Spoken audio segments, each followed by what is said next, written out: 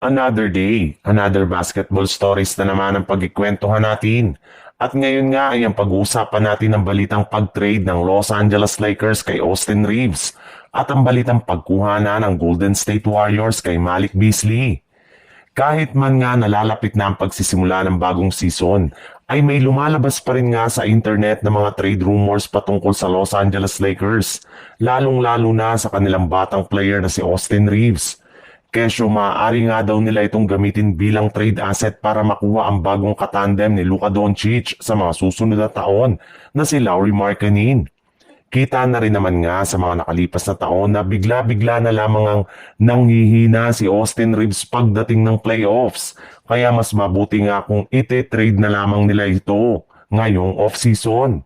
At isa nga sa mga team na interesado sa kanyang serbisyo ngayon ay ang Toronto Raptors na nangangailangan ngayon ng isang legit na point guard na mangunguna sa kanilang kupunan na ipangtatandem kina Scottie Barnes at Brandon Ingram. Sa ibang balita naman, simula nga nang itigil na ang investigasyon kay Malik Beasley, ay isa na nga siya sa mga pinakamagaling na players na available na sa free agency ngayong off-season.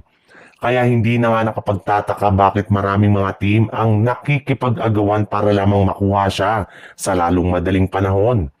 At kabilang nga sa mga team na interesado sa kanya ay ang kinabibilangan ng Brooklyn Nets, Charlotte Hornets, Chicago Bulls, Indiana Pacers, Miami Heat, Oklahoma City Thunder, Sacramento Kings at ang Washington Wizards. Bukod rin dyan, ay ibinulgar na rin naman nga ng isang NBA insider na kinabibilangan naman ng Golden State Warriors sa mga team na planong kunin si Malik Beasley sa free agency market.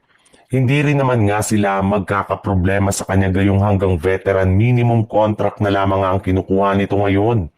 Bagay rin naman nga ang kanyang playing style sa Golden State Warriors sa kanyang shooting sa 3-point line. Sadyang magkakaproblema lamang nga sila sa kanyang depensa at ang paminsan-minsan na pag-struggle nito sa kanyang shooting. Kaya bagamat man interesado sila sa kanya ay nagdadalawang isip pa rin naman nga sila kung kukunin nila ito o hindi.